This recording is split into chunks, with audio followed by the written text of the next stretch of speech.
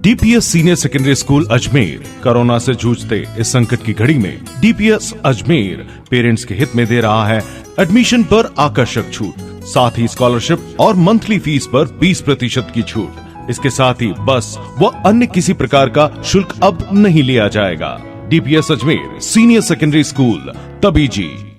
कृष्णगंज थाना अंतर्गत 22 जुलाई को ज्ञान विहार के नजदीक हुए भू कारोबारी विक्रम शर्मा हत्याकांड में पुलिस को आज बड़ी सफलता हाथ लगी।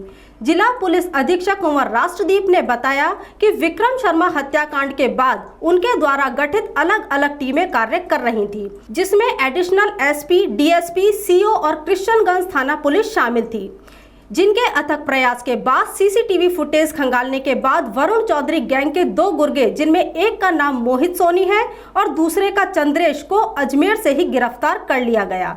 पुलिस कप्तान ने बताया कि वरुण चौधरी गैंग और विक्रम शर्मा के बीच भू कारोबार को लेकर पुरानी अदावत थी।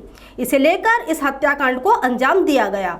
फिलहाल इस हत्याकांड में शामिल अन्य आरोपियों को तलाशा जा रहा है।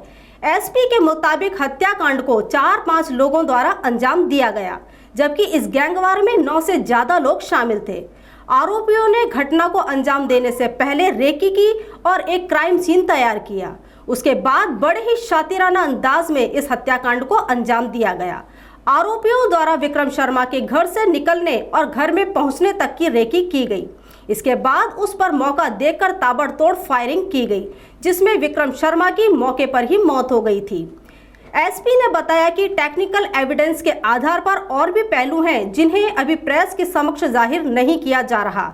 इस मामले में अन्य आरोपियों तक पुलिस पहुंचने के प्रयास में जुटी हुई है। जैसा कि आप सभी के ध्यान में है, 22 तारीख को एक बड़ी सनसनीखेज घटना हुई थी, जिसमें कि विक्रम शर्मा नाम के भू कारोबारी का मर्डर कर दिया गया था ऑन रोड। उस घटना के बाद से ही लगातार हमारी पूरी टीम, वृत्ताधिकारी नॉर्थ, एसएचओ कृष्णगंज, हमारे डीएसपी इंचार्ज हो गए, हमारे एडिशनल एसपी हो गए और हमारे ज़िले की जो स्पेशल टीम है वो, और बहुत सारे अन्य लोग भी जो कि इन गैंग्स के बारे में जानकारी रखते हैं, उन सभी को इस वारदात के खुलासे के लिए लगाया गया था।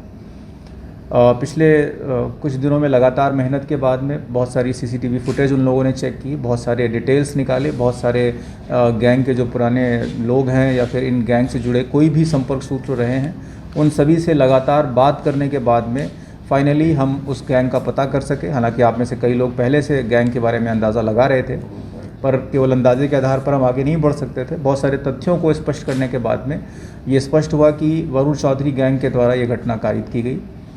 पहले दिन से ही हम लोग सीसीटीवी कैमरास के माध्यम से ये इस्टेब्लिश करने की कोशिश करते रहे कि ये किस तरफ गए होंगे और कौन कौन लोग हैं जो कि इस घटना में शामिल रहे होंगे।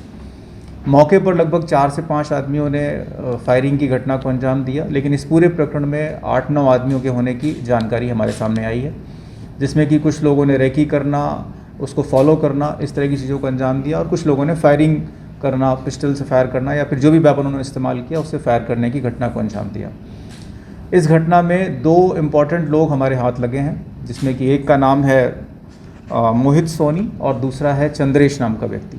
ये दोनों जो हैं इस गैंग के सदस्य हैं। इसमें से जो चंद्रेश है वो मोहित के पास में ही काम करता है। मोहित नाम का व्यक्ति, इसका ग्रैंड जीने के पास में ही एक पुराना डेयरी का फैक्ट्री कह लें या फिर छोटा सा डेयरी का कारखाना है, जहाँ पर कि इसने एक कमरे को ढंग से तैयार करवाया और इस वारदात से करीब 8-10 दिन पहले से बाहर के कुछ लोगों को बुला करके, जो कि इस घटना को अंजाम देते, उन्हें ला करके वहाँ रखा गया और इस दौरान इन लोगों ने रेकी करके इस व्यक्ति को पीछा करके इसका और इसके आने जाने के तौर तरीक़ों को चेक करके पूरा इसका रूटीन तैयार किया। घटना के दिन भी ये व्यक्ति, जब विक्रम शर्मा अपने घर से निकला तो इसको फॉलो किया गया। जब ये वापस अपने घर पहुँचा, इसकी जो रेकी करने वाली टीम थी उसने इसके घर पहुँचने के बाद में बाकी लोगों को अलर्ट किया और उसके बाद ये घटना अंजाम दी गई। सर, कारण क्या था हत्या का? इस हत्या का कारण मूलतः धर्मेंद्र चौधरी जो एक मर्डर हुआ था, आप लोगों की जानकारी में होगा, उसके बाद से ही इन लोगों के बीच में एक रंजिश चली आ रही थी। उस रंजिश को आगे बढ़ाते हुए, या यूँ कहें कि उस रंजिश के कारण ही इसने ये घटना अंजाम दी थी। हाँ, देखिए, ये भी बहुत इंपॉर्टेंट पॉइंट है, पर जैसा मैंने आपसे कहा, कौन किस वेपन को इस्तेमाल कर रहा था, किसने कितनी गोलियां चलाई, ये टेक्निकल पॉइंट है जो कि लीगल एस्पेक्ट रखता है। वो जब तक हम उस व्यक्ति को गिरफ्तार नहीं कर लेते और उससे वो वेपन बरामद नहीं कर लेते, तब तक हम इस चीज़ को डिस्क्लोज नहीं करेंगे। सर इनकी गिरफ्तारी क्या अजमेर हुई है या बाहर से? नहीं, इनकी गिरफ्तारी अजमेर में।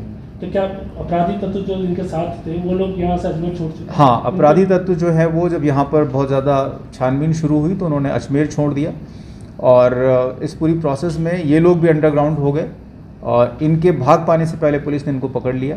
और बाकी और लोग किस तरफ गए हैं वो डायरेक्शंस भी हमारी जानकारी में है। कोशिश हम कर रहे हैं कि उनके कहीं भी अगले डेस्टिनेशन तक जाने से पहले हम उन्हें इंटरसेप्ट कर सकें।